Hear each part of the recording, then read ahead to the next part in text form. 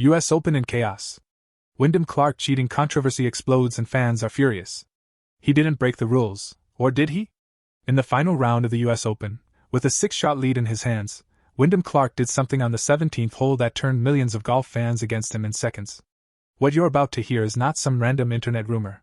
This is the real, documented chaos that hit the US Open at Shinnecock Hills, the same tournament where Wyndham Clark won his second major title, and somehow walked away more hated than ever. Stick with me for the next 40 minutes, because I'm going to break down exactly what happened, hole by hole, moment by moment, and you will understand why golf fans are calling this one of the dirtiest controversies of the year. By the end of this video you'll know things about this story that most channels are not even talking about yet. Before we go further, hit that subscribe button and turn on notifications, because this channel breaks down every major sports controversy before anyone else does, and you do not want to miss what's coming next in the golf world. Now let's get into it. Picture this. Sunday afternoon at Shinnecock Hills, one of the oldest and most respected golf clubs in America.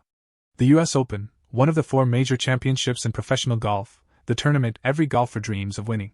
Wyndham Clark, the man who already won this exact championship back in 2023, is standing on the tee box with a lead that most players would die for. 6 shots clear of the field heading into the final round. This should have been a coronation. Instead, it became one of the most talked about scandals in recent golf history. Let's rewind for a second so everyone understands who Wyndham Clark actually is and why this story carries so much weight. Clark is one of the most talented golfers of his generation. He won the US Open in 2023 in dramatic fashion, beating legends like Rory McIlroy down the stretch. That win should have cemented him as one of the good guys of golf. But Clark's reputation has not been clean. Just months before this US Open controversy, Clark was involved in another incident at Oakmont, where he was filmed losing his temper and damaging a locker room after a frustrating round. The video went viral. Fans were furious.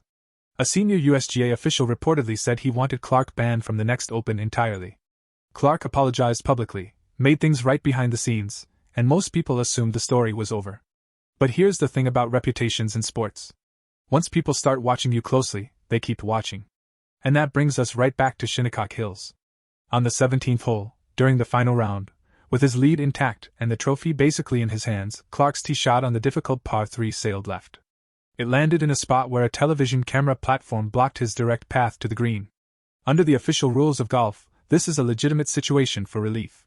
If a television tower, a cart path, a sprinkler head, or any immovable obstruction blocks your shot, you are allowed to take what's called a free drop. You move your ball to the nearest point of relief, no penalty, and you play on. So far, completely by the book. But here's where it gets messy. Footage captured by the popular golf account Knuckler Golf on social media showed Clark appearing to move and press down the grass behind where his ball would land, before he actually dropped the ball. To the untrained eye, and honestly to a lot of trained eyes too, this looked like he was improving his lie. In golf, improving your lie, meaning making your situation easier than it naturally was, is one of the cardinal sins of the sport. It's considered cheating in its purest form, because golf is built entirely on the honor system. There often isn't a referee standing over your shoulder. The whole sport depends on players calling penalties on themselves. The clip spread within minutes. Within an hour it had thousands of shares, and the comment sections turned into a full-blown courtroom. One side of the argument said Clark was simply moving loose impediments, things like grass clippings, sticks, or leaves, which players are completely allowed to remove under the rules.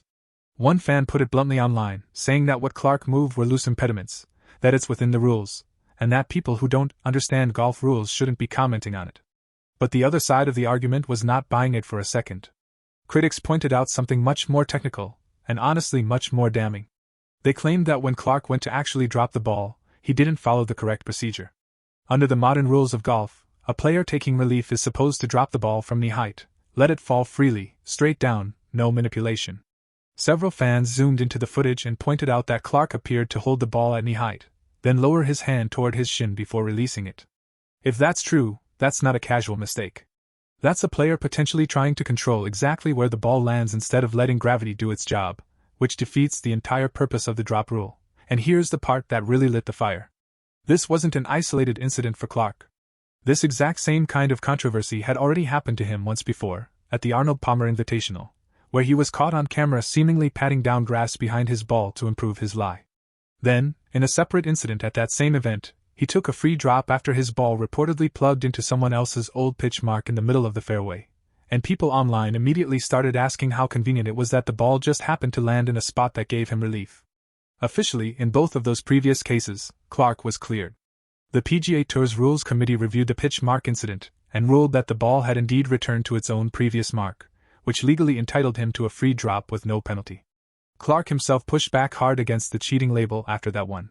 He said publicly that he found out about the situation after the round was already finished, that nobody told him at the time that his ball had rolled into someone else's mark, and that it felt unfair to be accused of cheating over something he had no way of knowing in the moment. He even said the rule itself was too complicated for players to reasonably understand in real time.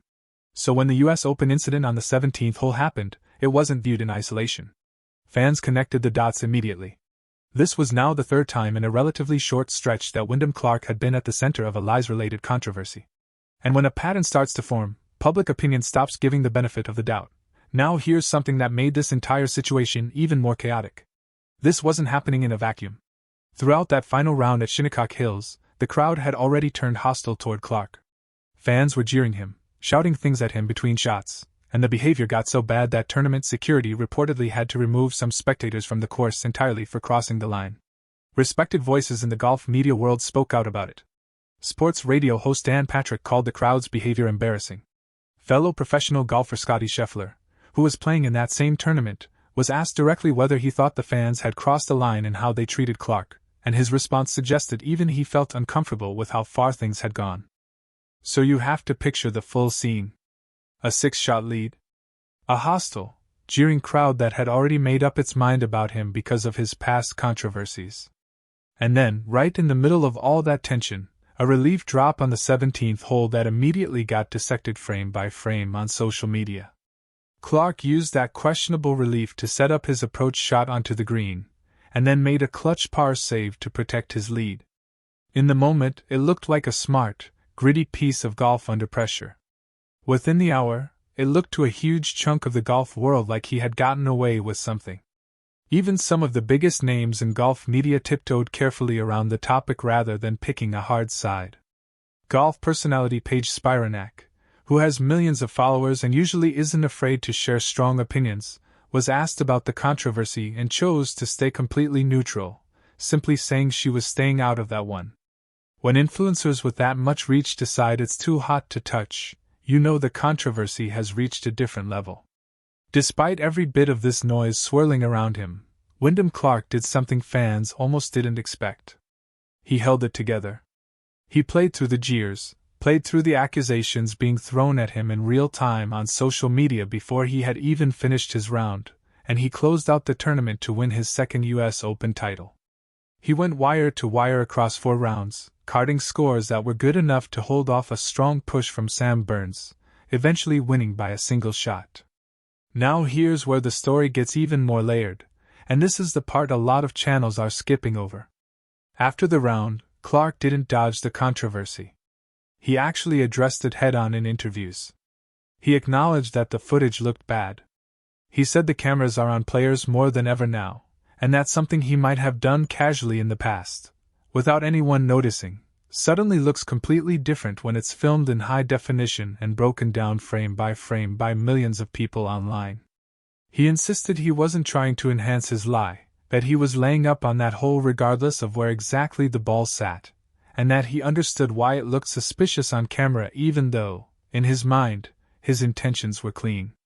He even said that going forward he plans to be far more conscious about not touching the grass or the ground near his ball at all, specifically so there's never any room left for this kind of doubt again. That's a pretty significant admission. He's not saying the haters are wrong to be paying attention. He's basically saying, I understand why this looks the way it looks, and I'm going to change my own behavior because of it. But not everyone is satisfied with that explanation, and this is exactly why the story is still exploding online days later. Respected golf journalists, the kind of people who have covered this sport for decades and actually understand the rule book inside and out, came out and said this incident bothered them more than even the locker room outburst from the year before. One veteran golf writer argued that if you really study the footage closely, this wasn't just one shot's worth of an issue. Under a strict reading of the rules, some critics suggested Clark could have technically been looking at a multi-stroke penalty, 2 strokes for allegedly improving his lie, plus potential additional penalties for playing from a wrong position if the spot wasn't handled exactly to the letter of the rulebook. Whether the USGA officials on site that day agreed with that reading or not, the point is, serious voices in the sport were treating this as far more than just internet outrage. They were treating it as a legitimate rules violation that may have been missed in real time. And that's really the core of why this story has so much staying power. In most sports, if a referee misses a call, the call still stands and everyone moves on by the next game. But golf doesn't really work that way in the court of public opinion. Once footage like this goes viral, it doesn't just disappear. It becomes part of a player's permanent reputation, especially when it's the third time in less than a year that the same questions have come up about the same player. So where does this actually leave Wyndham Clark? He's a two-time major champion now. He has officially done something that most professional golfers never accomplish even once in their entire careers. On paper, his record at the US Open is now genuinely historic. But off the course, he's dealing with a credibility problem that money and trophies can't simply buy back. Every future close call he's involved in, every drop, every lie, every camera angle, is going to be scrutinized by millions of fans who are now primed to assume the worst. Fans online have been split right down the middle in the days since. Some are firmly in his corner, repeating the same argument that he broke no actual rule, that loose impediments are fair game, and that golf fans without real rules knowledge should stop accusing players of cheating just because a video looks suspicious out of context. Others are equally firm in saying that a pattern is a pattern, and that when the same controversy keeps happening to the same player over and over again, at some point intent stops mattering and optics become the reality. Here's my honest take after digging through all of this. Golf, more than almost any other major sport, runs on trust. The entire structure of the game assumes that players will call penalties on themselves even when no one is watching. That's part of what makes it special. But it's also exactly why even small, blurry moments like a hand brushing across grass before a drop can blow up into massive controversies. Because the second fans start to doubt that trust, every future moment gets put under a microscope. Wyndham Clark may have done absolutely nothing wrong by the letter of the rule book in this exact situation. The USGA didn't penalize him. The PGA Tour didn't penalize him in the earlier incidents either. But perception in sports is its own kind of scoreboard, and right now, a huge portion of the golf world is watching him a lot more closely than they're watching anyone else in the field. So now I want to know what you think. Do you believe Wyndham Clark genuinely did nothing wrong and golf fans are simply piling on because of his past reputation? Or do you think this pattern of controversial drops and lies is way too consistent to just be a coincidence?